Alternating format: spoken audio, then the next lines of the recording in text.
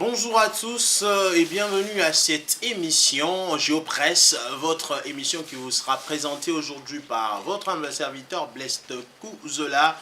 Une émission qui décrypte l'actualité tant sur le plan économique, politique, social et tant d'autres. Aujourd'hui, plusieurs sujets d'actualité sont au menu, notamment la dernière sortie médiatique du VEPM de transport, Jean-Pierre Bemba, et même de réaction, cette sortie qui a en tout cas suscité énormément de réactions. Nous allons en parler tout au long de cette émission. Nous parlerons également de la visite ou l'arrivée de Bintou Keïta à Goma dans le cadre d'une visite donc humanitaire. Cette représentante de la MONUSCO en RDC est arrivée à Goma depuis c'est vendredi, plutôt c'est jeudi. Pour cela, on aura également des détails à ces sujets. Puis nous parlerons de l'an 1 du gouvernement souminois. Quel en est-il? Quel est le bilan qu'on peut faire de ces gouvernements depuis son investiture il y a une année, tout juste une année. On va également décrypter à ces sujets. Puis nous finirons cette émission avec la 12e conférence de gouverneurs qui va donc qui se clôture vendredi, c'est vendredi 13 juin, et nous allons en débattre aujourd'hui avec deux principaux invités, deux invités qui sont là avec moi. On va d'abord présenter José Junior Ouawa, qui est journaliste à Géopolis Forum, à qui j'ai dit bonjour et bienvenue. Bonjour Blaise Kouzola, bonjour aux téléspectateurs de Géopolis Télévision. Il y a également un invité qui n'est pas le moindre, c'est Félix Chamala, journaliste indépendant, à qui j'ai dit bonjour. Bonjour, c'est un réel plaisir de revenir encore sur ce plateau de Géopolis Télévision afin que nous puissions donner des éclaircissements sur certaines questions qui préoccupent la République démocratique du Congo, pourquoi pas notre point de vue, qui est aussi très capital en ce moment, où la République démocratique du Congo est attaquée par deux ennemis dans sa partie est de la République démocratique du Congo. Voilà, merci à vous Félix Chamala. Donc ce sera avec ces deux invités que nous allons décrypter l'actualité aujourd'hui. Mais avant de leur donner la parole, je vais vous laisser suivre d'abord le premier élément qui nous parle donc de cette sortie médiatique du VEPM Bemba, qui continue en tout cas de susciter plusieurs réactions. Le VEPM qui, dans sa sortie médiatique, a notamment parlé de l'ancien président Joseph Kabila, mais également de la SENCO. Pour plus de détails, suivons donc cet élément. Je peux vous confirmer, effectivement, que c'est d'actualité. Et je peux vous dire que j'accuse M. Hippolyte Kanambe, alias Joseph Kabila, Katumbi Moïse Soriano et certains acteurs dirigeants de la SENCO d'être les auteurs d'une tentative de déstabilisation de l'État et également d'atteinte à la sûreté de l'État en voulant éliminer le chef de l'État. Quand on dit Voilà, de retour sur ce plateau après cet élément du VEPM Bemba. Alors, José Junior Ouawa, vous avez très certainement suivi la dernière sortie médiatique du VEPM Jean-Pierre Bemba, qui a parlé de l'ancien président Joseph Kabila. Il a parlé également de Moïse Katumbi, voire même de la SENCO.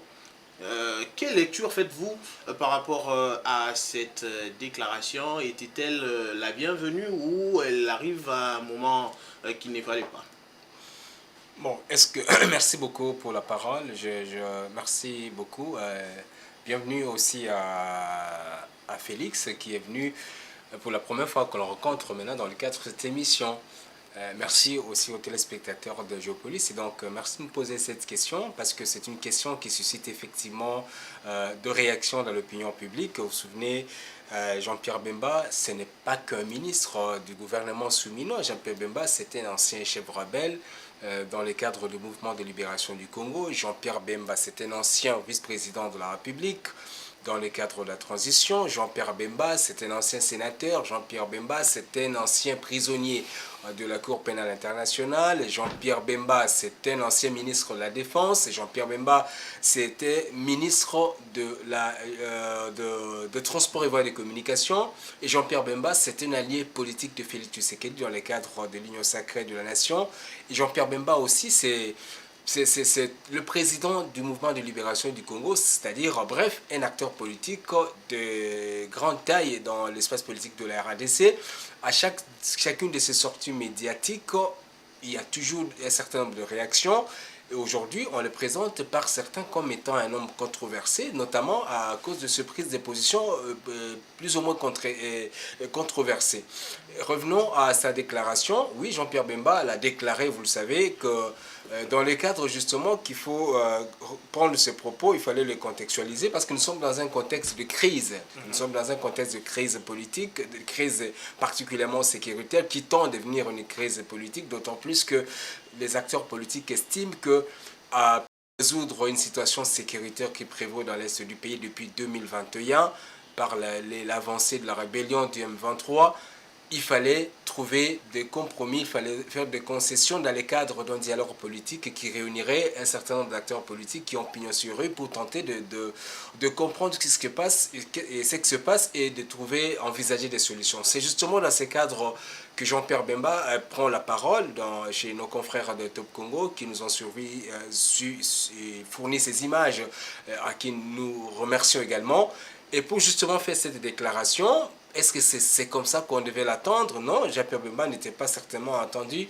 En tout cas, on l'attendait pas sur cet impôt-là. Oui, c'est cet impôt-là parce que il était question, la déclaration intervenue justement dans la foulée de la célébration de l'an 1 de l'investiture de Mme Souminoa comme Premier ministre. Donc, il était question, entre autres pour Jean-Pierre Bemba, quand même de présenter son bilan, de dire ce qu'il a pu faire dans son secteur de transport, de communication et désenclavement du pays.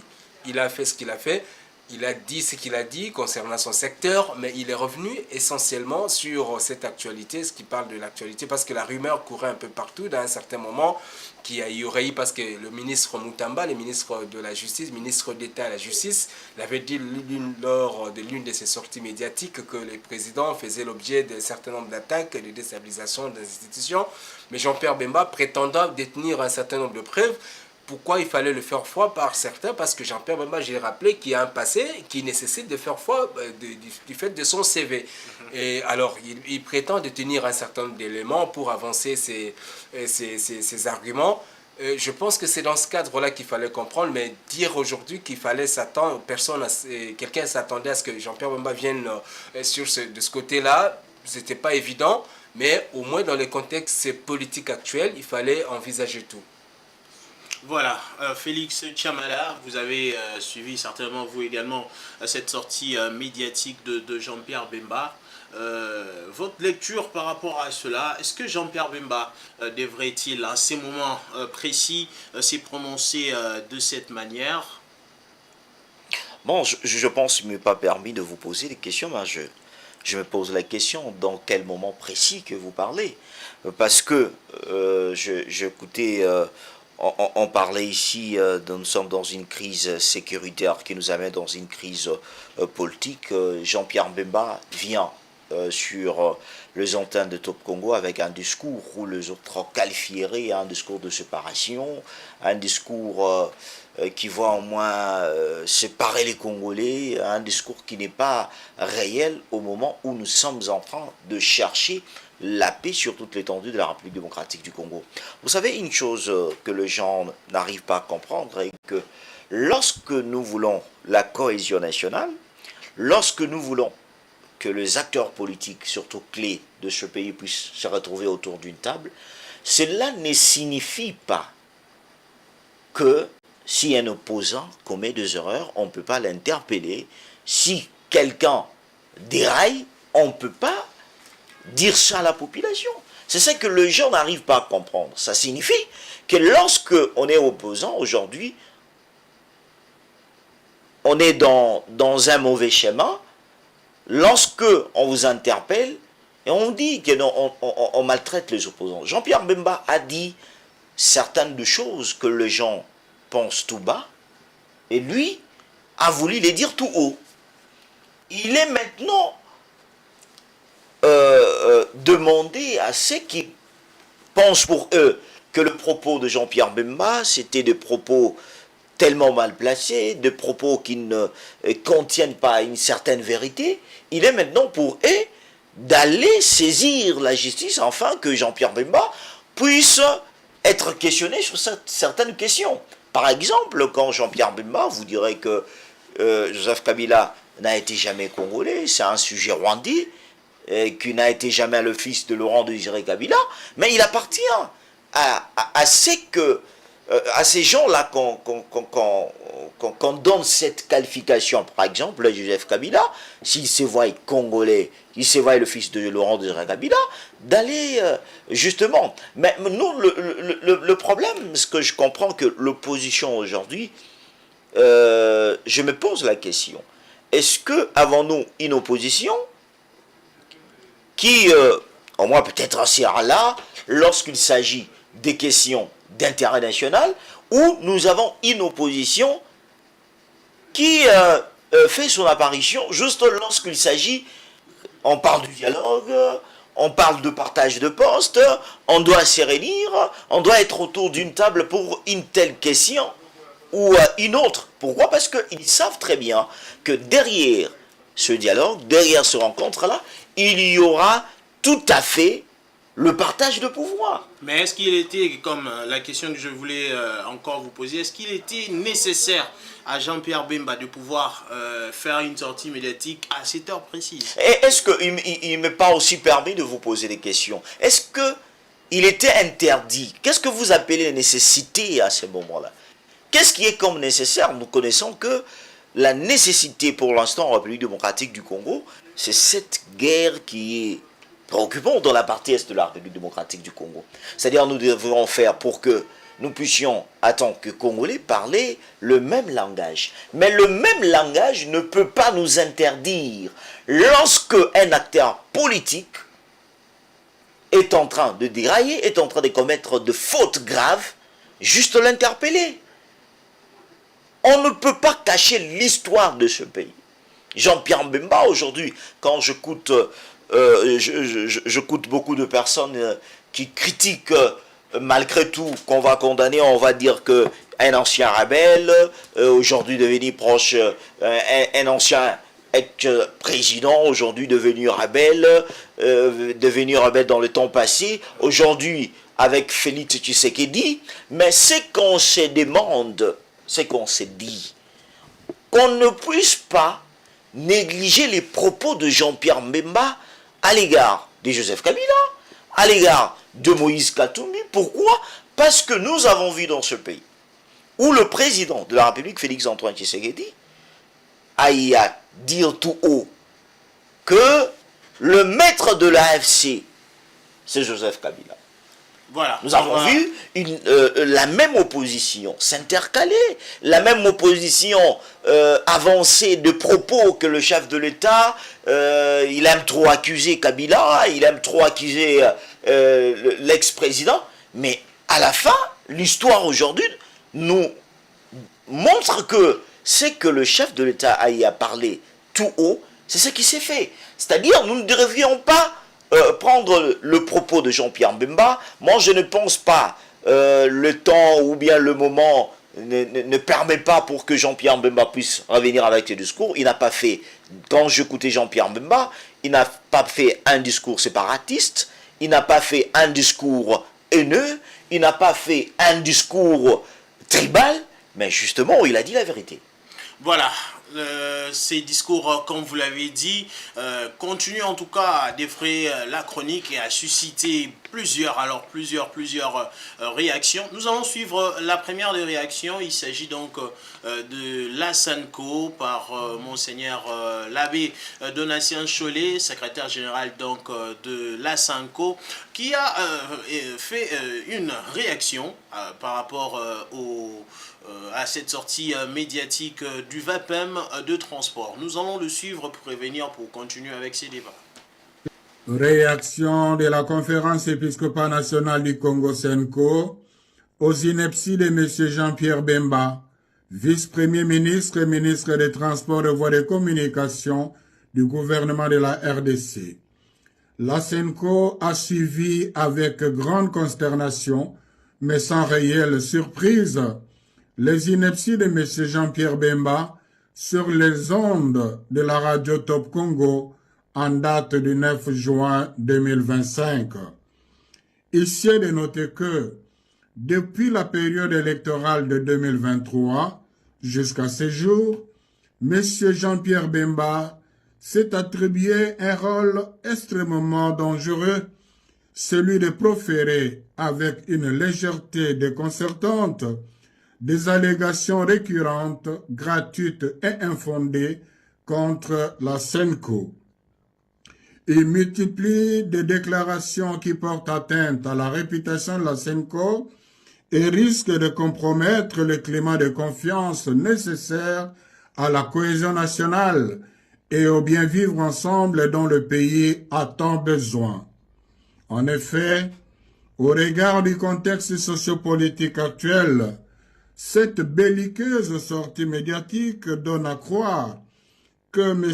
Jean-Pierre Bemba peine à accepter l'option courageuse et salutaire prise par les institutions de la République et l'ensemble de la nation, celle de résoudre par des voies pacifiques la crise actuelle qui menace l'unité nationale et l'intégrité territoriale.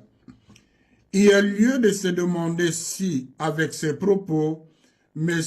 Jean-Pierre Bemba veut ramener le pays à l'époque où il avait fait tuer les innocents à Kisangani et à Kinshasa. Voilà, de retour après cette sortie médiatique, cette réaction de la Senko par le secrétaire général Monseigneur Donatien Cholet. José Junior Ouawa, l'abbé Donatien Cholet ou le Monseigneur Donatien Cholet traite la réaction, la sortie médiatique de Jean-Pierre Bemba comme étant des inepties. Oui, bon, c'est ce que j'ai remarqué également, c'est ce que je voulais peut-être revenir sur ce que Félix est en train d'avancer. Aujourd'hui, Jean-Pierre Bemba ne dit pas forcément la vérité ou dit des mensonges dans ce qu'il a déclaré. De mon point de vue, Jean-Pierre Bemba a donné un point de vue. La vérité ou le mensonge de quelque chose se découvre devant de cours et tribunaux. Comme vous avez dit, vous avez recommandé à ceux qui se sentiraient lésés par ces déclarations de pouvoir justement se présenter devant ces instances-là pour tenter de chercher à obtenir justice finalement. Et revenons sur ce que M. Cholet, Monseigneur Cholet est en train de déclarer. Aujourd'hui, c'est un peu ce que Jean-Pierre Bemba l'a dit. Quand vous écoutez les tempos, la tonalité du discours de l'abbé Cholet, vous avez l'impression d'être en face de quelqu'un, d'un politique qui répond justement à un acteur politique dans un discours. Parce que quand il dit, il revient sur le passé de Jean-Pierre Bemba, il a fait tuer des gens à Kisangani, bon, je ne sais pas comment, peut-être parce qu'il était allié à l'Ouganda à l'époque, parce que bon, là on parle certainement de la guerre de 2000, la guerre de 6 jours qui a commencé en juin, le 5 juin de l'année 2000. Peut-être, mais est-ce que c'était comme ça que Abbé Cholet devrait répondre? Parce que Jean-Pierre Bemba dit de tenir un certain nombre de preuves, qu'il faille tout simplement, si les gens pouvaient être lésés par cette déclaration, d'aller justement chercher à obtenir réparation au niveau de la justice. Je revenais aussi sur ce qu'on appelle le contexte politique. Il dit le contexte, mais je ne vois pas pourquoi est-ce que de propos qui reviendraient par exemple sur une tentative de déstabilisation des institutions de la République toucherait justement, imaginer qu'aujourd'hui, si jamais ce coup, en tout cas toute proportion gardée, que tout ce coup réussissait, il semblerait qu'il y avait vraiment un coup contre le chef de l'État, contre les institutions de la République, et si ce coup réussissait, elles parlerait aujourd'hui d'un certain dialogue qui pouvait avoir lieu dans ce pays. Je pense qu'il ne pouvait pas y avoir de lien, ce sont des éléments qui ont été mis sur la place publique et que les institutions, les services spécialisés devraient peut-être se saisir pour essayer un peu de comprendre si c'était vrai ou faux, pour essayer un peu de décourager un certain nombre de comportements qui pourront compromettre justement la stabilité dans le pays. Je pense que dans ce contexte-là, nonobstant que les déclarations de Jean-Pierre Bemba ne sont pas aussi de nature, tombent dans un moment où il y a cet effort de la classe politique, notamment la démarche de Martin Fayoulou qui a encouragé le chef de l'État à pouvoir justement rencontrer la SENCO pour que les deux acteurs puissent se parler, la SENCO et l'ECC, je veux dire, pour qu'ils puissent se parler avec les garants de la nation, pour voir comment est-ce que cette possibilité de pouvoir amorcer un dialogue inclusif entre Congolais pouvait avoir lieu. Mais ce dialogue, parce que certains y mettent beaucoup plus d'optimisme, je l'ai dit sur ce plateau que ce dialogue devait être aussi tenir compte de ce qui se passe à l'extérieur du pays. Vous voyez l'enlisement des négociations entre Kinshasa et Kigali et l'enlisement des négociations entre Kinshasa et la rébellion au niveau de Doha, et que le dialogue seul ne pourrait pas résoudre forcément ce problème, d'où il faut une approche globale qui nécessite justement une certaine détente. Peut-être dans ce sens-là, je peux me dire que je pourrais peut-être comprendre l'inquiétude de certains qui estiment que dans ce contexte où on cherche, on va imaginer que au-delà du fait qu'on accuse Joseph Kabila de pouvoir d'être derrière la rébellion, et qu'aujourd'hui vous voyez la possibilité pour l'auditorat général de pouvoir justement vous chercher à comprendre ce qui s'est passé autour de ces accusations, et au même moment vous avez ces accusations supplémentaires qui s'ajoutent sur le fait qu'il y a des tentatives de déstabilisation des institutions via des personnalités récemment citées.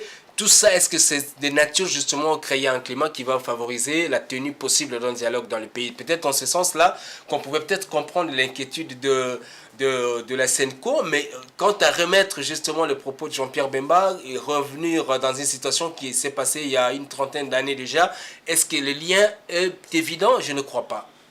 Félix Chamala, la SENCO, qui a donc parlé, a réagi sur base de la dernière sortie médiatique de Jean-Pierre Bemba, et qui a donc remis, comme José Junior Ouawa l'a dit, remis en cause les erreurs ou disons ce que Jean-Pierre Bemba aurait fait dans les passés. Est-ce que le moment était le bienvenu de parler de cela? Est-ce que aussi la sortie médiatique de Jean-Pierre Bemba créerait un mauvais climat en République démocratique du Congo, dans ces contextes où nous sommes amplement agressés? Bon, je pense que je suivis Abbé Chouli, mais avant que je puisse entrer en profondeur, je voulais lire un passage biblique, parce que c'est un homme de Dieu. Je voulais un peu vous faire voir quelle casquette que la SENCO a aujourd'hui. Dans Matthieu chapitre 23, verset 27 jusqu'à 32, je ne voulais pas aller très loin, la Bible a dit ceci. Malheur à vous, scribes et pharisiens hypocrites, parce que vous ressemblez à de sépulcres blanchis qui paraissent beaux au dehors et qui au dedans sont pleins d'oisements, de mort et de toute espèce d'impurité. Vous savez, je ne peux pas manquer le mot pour le dire, parce que moi, j'ai toujours considéré ce prêtre qui s'est servi dans la SENCO, qui n'a pas d'autre objectif aujourd'hui de venir comme un parti politique. Je l'ai toujours considéré comme de pharisiens. Ce ne sont pas de prêtres. Je le mets sur le même lieu avec le pharisien. Quand vous écoutez, mon ami l'a dit, quand vous écoutez Cholet, c'est comme il répond à un homme d'un parti politique. Pourquoi? Parce que un politique qui répond à un politique. Jean-Pierre Bemba a soulevé certaines de questions qui sont très importantes. Moi, je me pose la question. Joseph Kabila est dans la partie est de la République démocratique du Congo. Est-ce que vous avez vu la Cinco donner un point de vue ou faire une déclaration sur l'apparition de Joseph Kabila à Goma? Niet. Mais lorsqu'il s'agit de cette déclaration de Jean-Pierre Bemba, j'ai été étonné quand il parle ineptie, quand il traite de propos de Jean-Pierre Bemba comme de bêtises, comme de propos inintelligents, comme de propos... C'est-à-dire il y a trop de synonymes que je peux justement donner à ces propos de Abbé Chollet. Mais je me demande, quand il dit que Jean-Pierre Bemba veut au moins faire une mauvaise réputation de la Cinco auprès du peuple, même moi je me dis, Chollet, Abbé Chollet avec d'autres prêtres ils ont déjà donné une mauvaise réputation à la Cinco. Aujourd'hui, ils sont devenus comme de partis politiques où, quand il s'agit, je suis, il dit que nous devons aujourd'hui tenir un discours pour encourager leurs aventures qu'ils ont eu à faire dernièrement lorsqu'ils parlaient de pacte social pour non.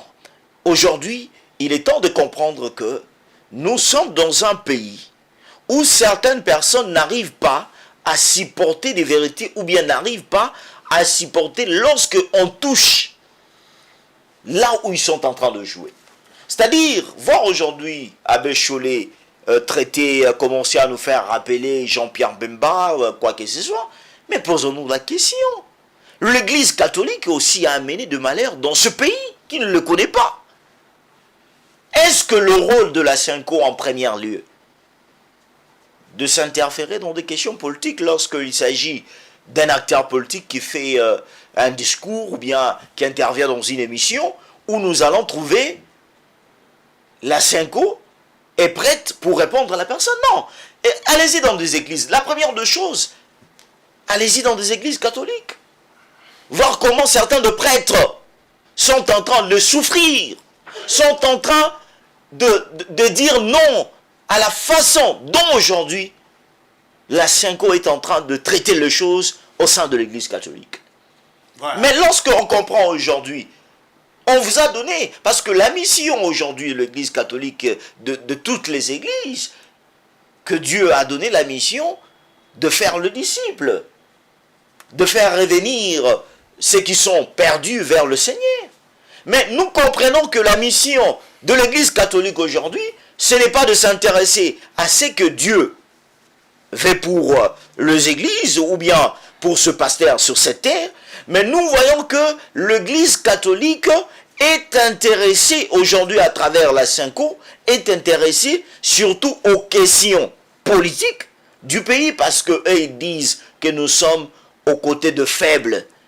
Mais aux côtés des faibles, lorsqu'il s'agit de questions qui aujourd'hui, on a vu Kabila dans la partie est de la République démocratique du Congo, on n'a pas vu une déclaration de la Cinco. Voilà. Ça cache quoi? Et qu'est-ce qu'ils veulent montrer à la population? Lorsque nous voyons dans le camp de Katumbi, dans le camp de Kabila, dans le camp de ceux qui se réclament aujourd'hui opposants, nous voyons aujourd'hui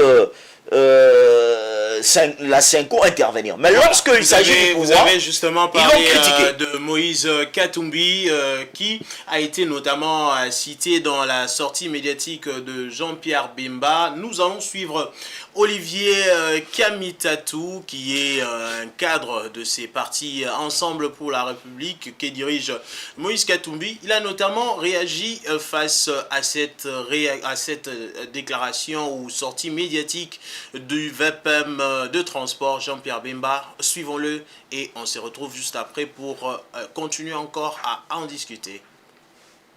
Alors, je m'adresse à la conscience collective et je nomme les faits, je dénonce les mensonges, je dénonce les calomnies. Jean-Pierre Bemba a construit, sans la moindre preuve, une fiction dangereuse dans le seul but de semer la division. Il a accusé Moïse Katumbi, homme de paix. Il a accusé Joseph Kabila, ancien chef de l'État. Et il a osé accuser la SENCO, notre Église catholique, conscience morale de la nation. Il les a accusés de complot, de vouloir éliminer le président de la République. Ces accusations sont graves. Elles ne relèvent pas de l'erreur, mais elles relèvent tout simplement de la manipulation.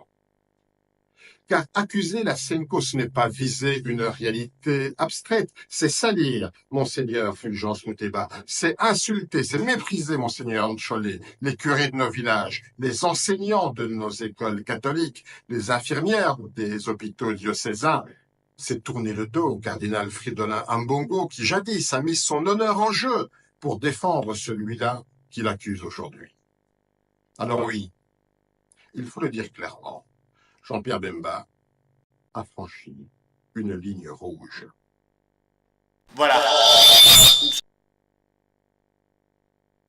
D'Olivier Kamitatou, cadre du parti Ensemble pour la République. José Junior Ouawa, les réactions autour de cette sortie médiatique de Jean-Pierre Bemba, en tout cas, sont terribles.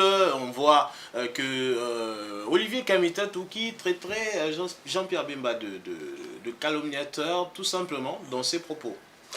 Bon, c'est pas très étonnant de la part d'Olivier Kamitatou parce que vous vous souvenez, Olivier Kamitatou, depuis un certain temps, a pris comme habitude de pouvoir sortir un certain nombre de propos qui sont parfois inapproprié, bon, peut-être mal interprété sur la scène politique parce qu'il attaque presque tout le monde, il tire sur tout ce qui bouge, notamment il tire sur Félix Tshisekedi, il tire sur les opposants, il insulte les journalistes, et bon, c'est un peu comme ça, bon, c'est pas le personnage, mais il faut, pour comprendre maintenant les propos de pourquoi c'est Olivier Kamitatou qui parle.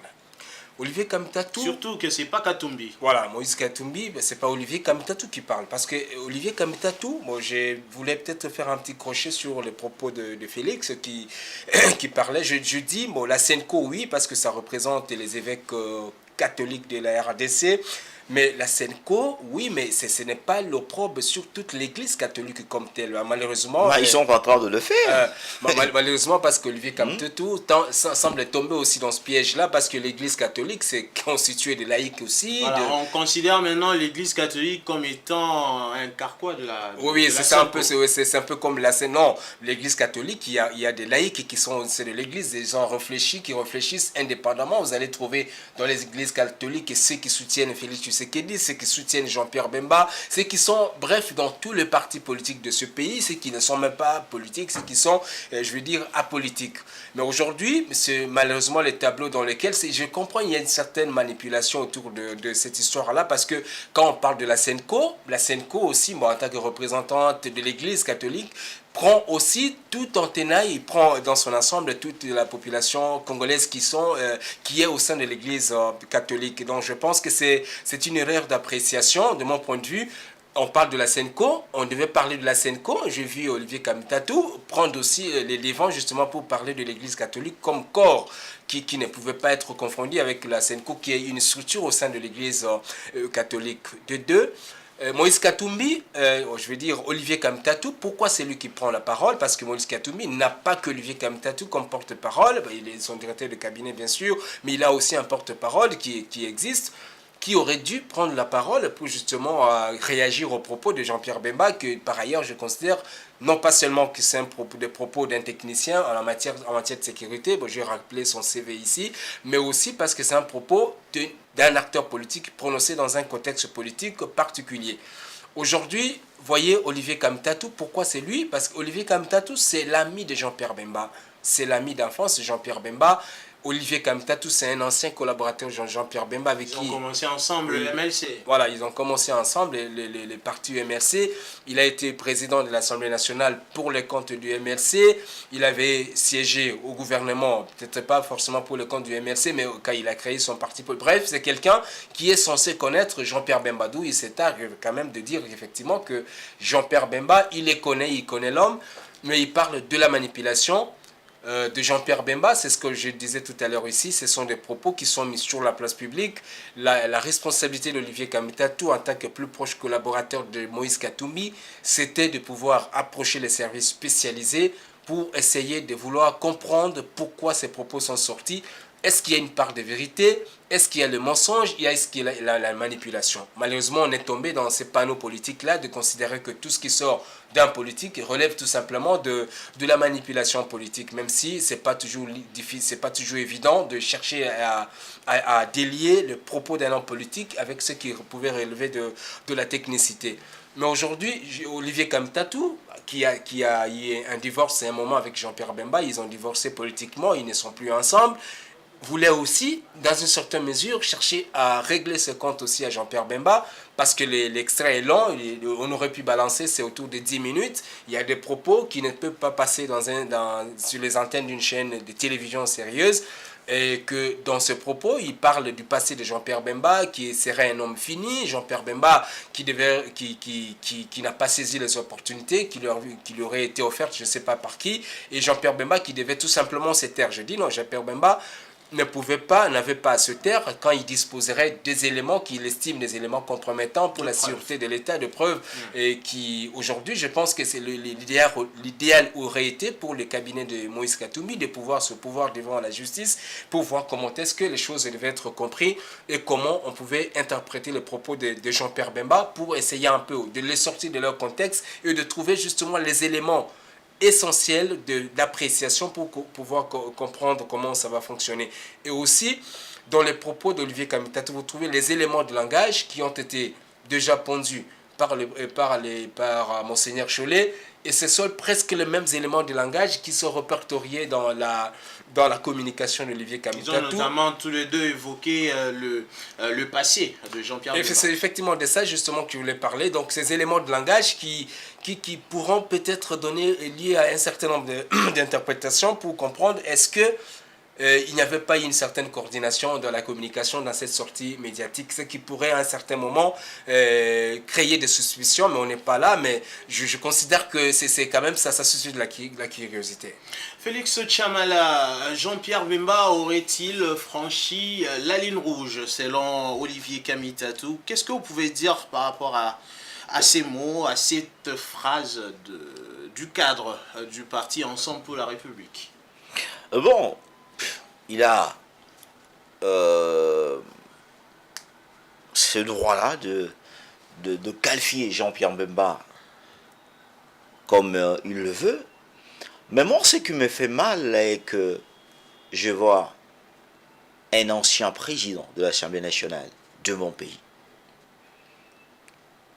un ex-ministre du gouvernement, vendre aujourd'hui sa personnalité pour être derrière Moïse Katumbi, peut-être compte tenu de billets verts. Et aujourd'hui, penser que, parce que dans ce propos, il dit Jean-Pierre Bemba est venu s'aimer de division. Division en quoi? Lorsque il a eu deux informations claires et nettes que le chef de l'État allait être éliminé par X, Y, et il est venu le dire aujourd'hui très haut, cela n'empêche pas que Olivier Kamitatou et les autres, je me suis dit, s'ils se sont sentis lésés, mais la justice existe. Allez accuser Jean-Pierre Bemba au lieu de faire de longs discours. Parce que dans son discours, il y a quelque chose qui m'a intéressé. Là où il dit Moïse Katumbi, un homme de paix. Je suis étonné que Kamitatou appelle Moïse Katumbi un homme de paix. Et ça me choque parce que Moïse Katumbi n'a été jamais un homme de paix. Je vais vous donner les faits. Moïse Katumbi vient lors de consultations, il adhère dans un gouvernement avec Félix Tshisekedi, il a ce ministre, mais l'homme se jette en disant non, le bilan de Tshisekedi pour l'année 2000, pour le premier mandat, ça appartient que à sa famille, pas moi, ou au moment où il avait le ministre dans le gouvernement. Il a créé du désordre. Et on connaît aujourd'hui comment il a quitté le chef de l'État. Quand vous prenez, pour ceux qui fréquentent le Grand Katanga en général, je ne parle pas seulement du Haut-Katanga, mais je parle du Grand Katanga, surtout des commerçants, des entrepreneurs, ils vous diront que Moïse Katumbi n'a été jamais un homme de paix.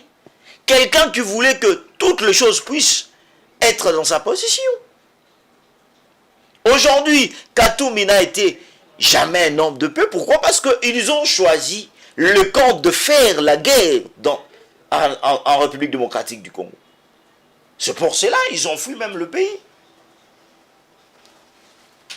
Et quel homme de paix ou quelle manipulation que Jean-Pierre Mbemba ferait? Parce que Jean-Pierre Mbemba, à son âge, un homme politique, aujourd'hui, qu'on ne peut pas nier, peut venir sur un plateau de télévision pour faire de manipulation.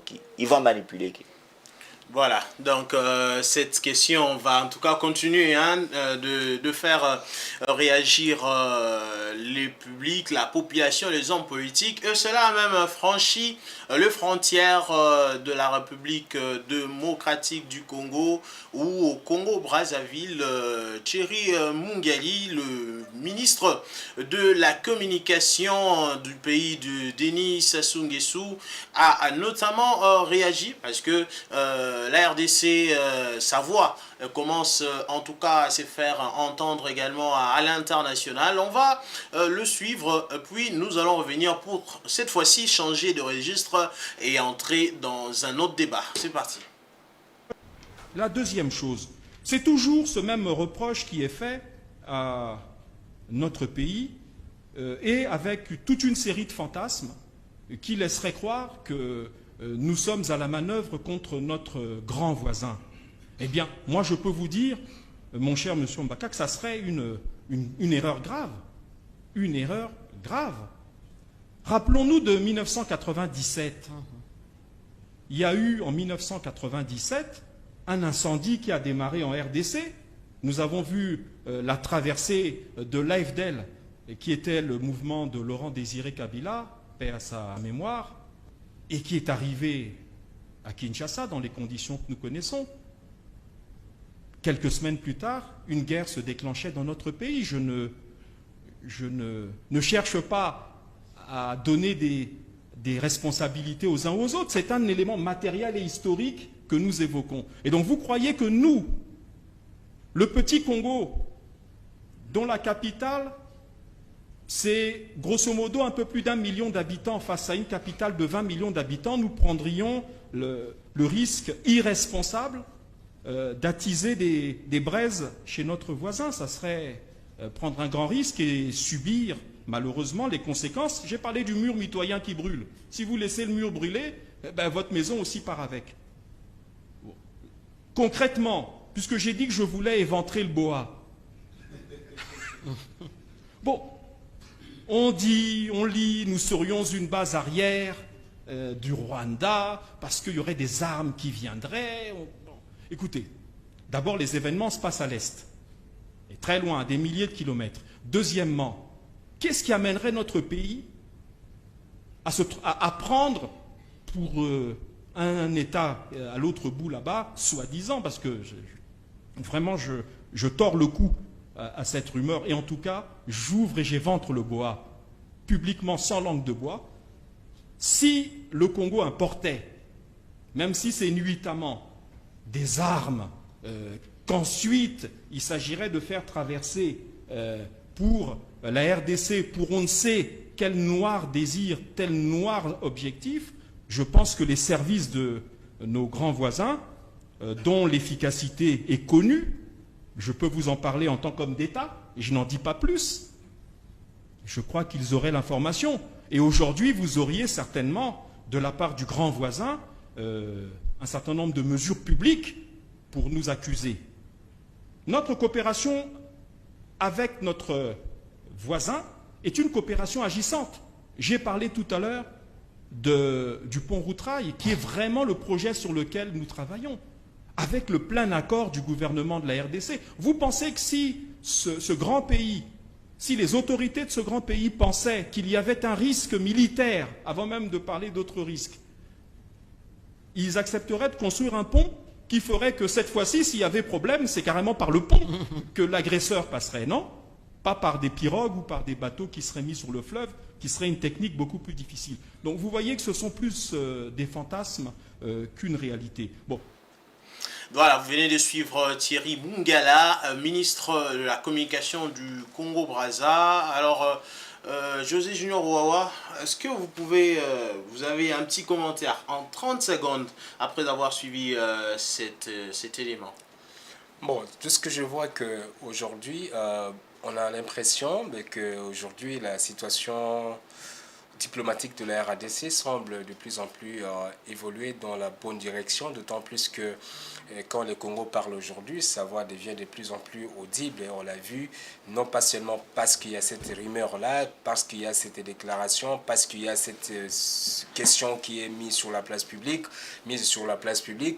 et qu'il y a déjà tout un gouvernement au Congo-Brazzaville se prononcer sur la question. Cela montrerait que effectivement la voix devient de plus en plus audible parce que déjà dans ces contextes-là, vous vous souvenez du retrait de son appartenance, la sortie du Rwanda de l'organisation de l'Afrique centrale, la CAC, oui, parce que la RADC s'est opposée. Vous avez vu tout à l'heure l'élection de la RADC au sein du Conseil de sécurité en tant que membre non permanent. Déjà, c'est une victoire diplomatique. Dans l'entretemps, vous avez la RDC qui a pu obtenir la résolution 2773. Ça veut dire toujours la voix de la RDC qui devient de plus en plus audible. En même temps, vous avez vu aussi ce Congo-là qui est en train justement d'obtenir un accord de principe avec le Rwanda et ce même Congo qui est en train justement d'obtenir, un partenariat avec les Américains. Bref, vous voyez que c'est une diplomatie qui semble porter maintenant ce fruit, mais il faudrait que cette diplomatie qui porte ce fruit puisse être soutenue de l'intérieur, notamment par les renforcements de nos structures économiques, la lutte contre la corruption. Et vous avez vu la nécessité pour les FARDC de renforcer ses capacités opérationnelles. Tout ça, ça montre effectivement que sur le plan externe, le pays commence quand même à être audible. Voilà, cet élément de Thierry Mungala continue en tout cas faire en sorte que la voix de la RDC puisse commencer à s'entendre en dehors de frontières congolaises. Félix Chamala, est-ce que vous avez un petit commentaire à émettre par rapport à ça? Bon, je pense que vous avez écouté le ministre de la Communication brazzavillois lorsque il nie certains de faits. En 30 secondes, si vous voulez. Oui, je vais être bref. Lorsqu'il nie certains de faits, où nous savons très bien leur comportement lorsque la République démocratique du Congo a été élue aux tribunes de Nations Unies. Nous connaissons leur comportement lorsque le Rwanda est venu ici à solliciter. Il a signé certains des contrats où après il a résilié ça. C'est ce qui montre que ils avaient au moins, quand on dit que nous sommes deux voisins, et le voisin ne peuvent pas s'entretuer lorsque il s'agit de certaines questions. Lorsque vous voyez votre voisin aller dans un mauvais sens, il faut l'interpeller et montrer justement pour qu'on puisse revenir sur la case de départ. Voilà. Aujourd'hui, quand vous comprenez ce qu'il a au moins à dire, vous comprenez que ce sont des gens qui sont touchés, qui sont interpellés par leurs actes. Pourquoi? Parce que aujourd'hui, la République démocratique du Congo a eu à découvrir que nous avons un voisin de foi qui est hypocrite. Un voisin qui serait hypocrite. On va changer de registre, madame, messieurs, vous qui venez de nous rejoindre. Nous sommes à Géopresse, votre émission qui décrypte donc l'actualité socio-politique, même et économique. Bintou Keïta, la représentante de Nations Unies, la représentante de la MONUSCO, qui est arrivée depuis jeudi dernier à Goma, une visite qui est donc jugée humanitaire. José Junior Ouawa, que pensez-vous de cette visite de Bintou Keïta alors qu'on va nous illustrer les images de son arrivée? Oui, bon, grosso modo, de manière succincte, je vais dire simplement dire que généralement, c'est son terrain, ça devait être normalement, même c'est ça, son bureau, la ville de Goma, d'autant plus qu'elle est venue, c'est pour la paix, la stabilité de la sécurité dans notre pays. Mais après plus de 20 ans de présence pendant une trentaine d'années déjà presque aujourd'hui, et la MONUSCO qui a fait ce qu'elle avait à faire avec ses limites et ses faiblesses et puis ses atouts aussi, la MONUSCO avait quand même ce devoir-là de pouvoir voir comment les choses fonctionnent. Malheureusement, elle se retrouvée dans une situation dans un contexte où elle se retrouve dans une zone sous occupation rebelle. Une occupation rebelle, même s'il a encore ces éléments sur place là-bas, il y a encore de casquets bleus qu'il fallait visiter, il y a une situation humanitaire intenable qu'il fallait tout simplement, peut-être sur laquelle il fallait s'enquérir. Est-ce que c'était pour elle l'opportunité de pouvoir se déplacer dans la ville de Goma, dont on dit contrôlée jusqu'aujourd'hui par la rébellion du M23? Je crains que ça ne soit pas nécessairement pour des motifs humanitaires que ce serait déplacé. Peut-être qu'il y a d'autres agendas derrière ça. Est-ce que on ne peut pas lier ça avec les tractations qui seraient en cours dans le cadre d'un possible dialogue politique entre les différents acteurs politiques? Tout ça, ce sont des éléments parce que dans l'entretemps, on nous parle même de la présence d'un certains des émissaires de la rébellion, notamment de Joseph Kabila, les émissaires de la rébellion qui seraient déjà à Washington. Et on parlerait même de certains émissaires de Joseph Kabila qui seraient aussi aux États-Unis pour justement faire entendre la voix de Joseph Kabila, ses revendications pour la résolution de la crise. Je crois que la visite risque d'être centrée autour justement de cette recherche de sortie de crise, à la crise sécuritaire dans laquelle le pays se retrouve aujourd'hui. Mais malheureusement, la visite a été diversement commentée, d'autant plus que c'est une zone sous occupation, je l'ai dit tout à l'heure. Mais il faut voir maintenant ce qui va arriver par la suite. Et il ne faut pas négliger l'apport de la MONUSCO lors de l'occupation de la prise de la ville de Goma, où on avait des soldats de FARDC qui se seraient retrouvés dans les bases de la MONUSCO pour trouver refuge là-bas, parce que quand il y a eu l'offensive du M23, et aujourd'hui, la MONUSCO, en collaboration avec d'autres structures des Nations Unies et le gouvernement, ont organisé les rapatriements vous vous souvenez, des militaires congolais et certains avec leurs familles qui sont arrivés à Kinshasa et dans d'autres villes du pays. Et jeter la logistique de la MONUSCO, entre autres. Je pense que c'est autour de ça qu'on pouvait construire la visite de Mme Keïta sur place, mais les jours à venir pourront nous donner d'autres éléments, d'autant plus que je dis ça se passe dans un contexte où les acteurs seraient très engagés dans ces processus-là de pouvoir trouver une paix négociée à la crise actuelle. Félix Chamala, Bintou Keïta est arrivé à Goma depuis jeudi dernier. Serait-ce une visite de solidarité comme ça s'y raconte sur les réseaux sociaux ou il y a quelque chose d'autre derrière? Bon, je pense qu'au-delà de la solidarité, il y a d'autres points qui sont très importants qu'on devrait soulever parce que vous savez que la République démocratique du Congo, il y a maintenant au-delà de 3 mois que certaines de nos villes, territoires sont dans les mains de l'ennemi, où vous devriez vous rappeler que de l'entame, quand il y a eu affrontement où la MONUSCO ne voulait pas qu'on puisse atteindre l'aéroport, ainsi de suite. On devrait savoir que le rebelle avait même interdit que l'avion, que ce soit quoi que ce soit de la MONUSCO, ne peut pas atterrir au niveau de l'aéroport. Aujourd'hui, quand on voit... Et pourquoi ces changements-là? C'est ce qu'on s'est dit. Aujourd'hui, quand on voit Bintou Keïta atterrir à l'aéroport de Goma pour rencontrer le camp du AFC M23, rencontrer aussi ceux qui sont sur place, certains acteurs de la société civile, afin de voir l'éclaircissement sur certaines questions.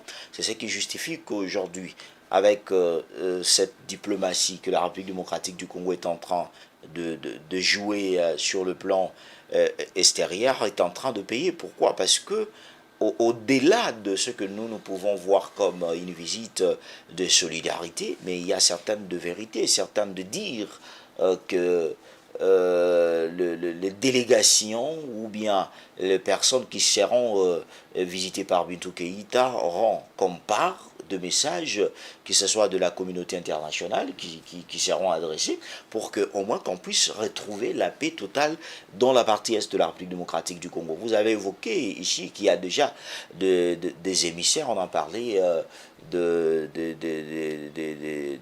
émissaires de l'ancien président Joseph Kabila, qui déjà dans l'avance au niveau des États-Unis, où nous avons aujourd'hui, on parlerait même de Moïse Katumbi, où certaines de sources ont qualifié que non, il est allé là-bas pour le mondial de club, mais des fois, il faut au moins regarder l'actualité de loin. Ce qui est aujourd'hui, je pense que Bintou Keïta est allé au moins à la source pour écouter ces rebelles, pour écouter ceux qui font la guerre dans la partie est de la République démocratique du Congo, qui puissent donner leur version de fait. Pourquoi? Parce que deux fois, quand on interdit, comme à la MONUSCO, de ne plus atterrir à l'aéroport, et après on veut que la décision soit revue, et aujourd'hui Bintou Keïta arrive, c'est ça qui donne aujourd'hui que la République démocratique du Congo, avec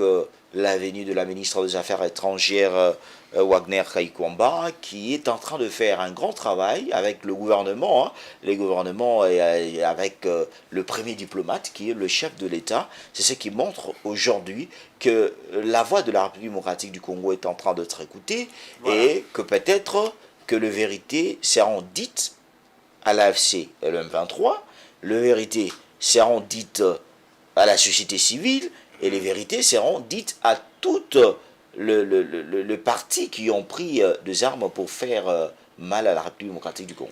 Voilà, on va finir avec cette émission Géopresse de ce jour.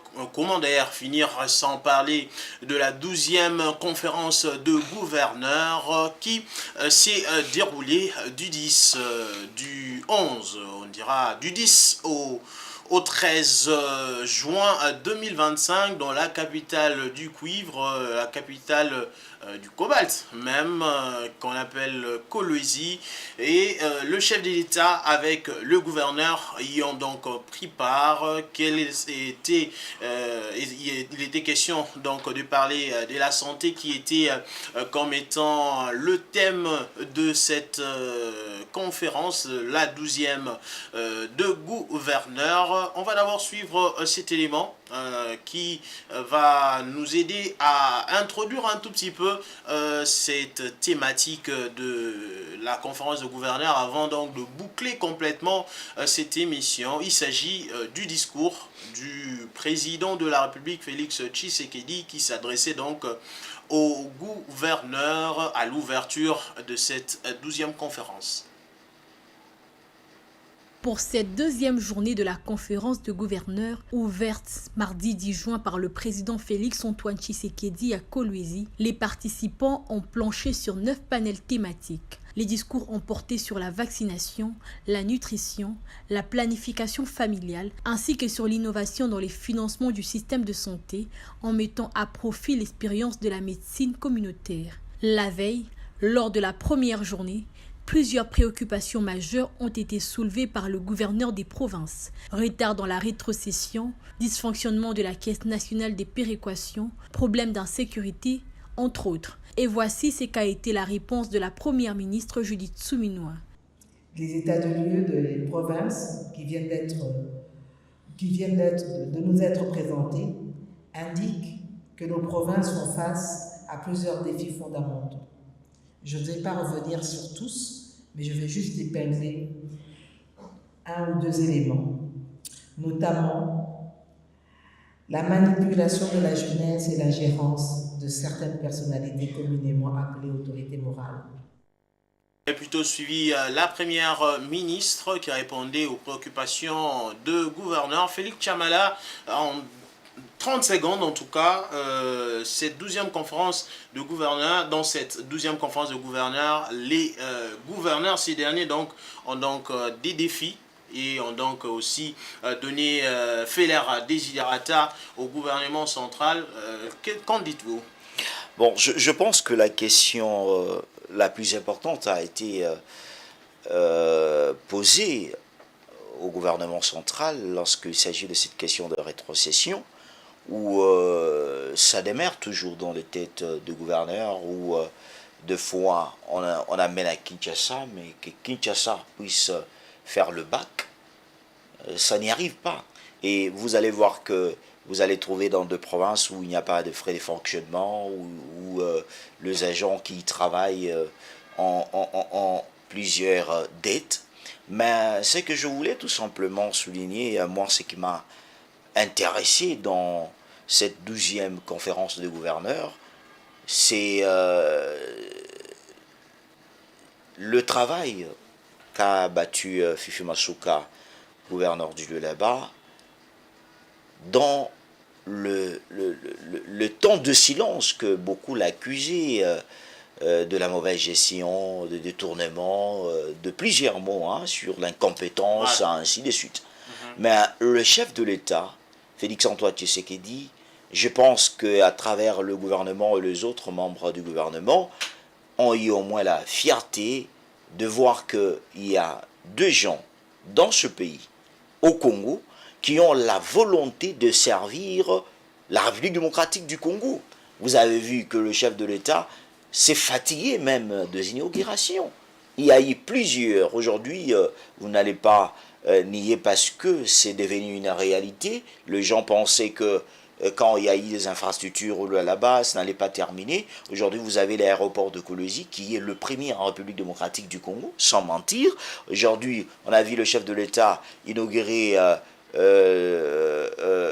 l'échangeur. Il y a eu en tout cas plusieurs inaugurations. Voilà. C'est ce que nous invitons aussi d'autres gouverneurs à copier, parce qu'ils étaient au Lualaba. Ils ont vu. Beaucoup vont se poser des questions pour savoir, mais au Lualaba, on parle, c'est un endroit où il y a trop de minéraux, pourquoi pas, ainsi de suite. Non, au Lualaba, il y a eu deux gens qui ont dirigé le Lualaba, qui ont dirigé le Grand Katanga dans sa globalité, au moment où il y avait des minéraux, mais il n'y avait rien à Kolwezi. Voilà. Aujourd'hui, quand vous y partez, vous prenez Kolwezi de 2015 et vous comparez avec Kolwezi d'aujourd'hui, ça va vous faire que vous puissiez comprendre que s'il y a la volonté qui s'impose autour du gouverneur, parce que quand on parle des autres provinces, les autres nient qu'ici on n'a pas d'argent, mais des fois vous écoutez dans des informations que à Maïndombe, on a détourné 3 millions de dollars. Merci, au Kasaï, on a détourné ça.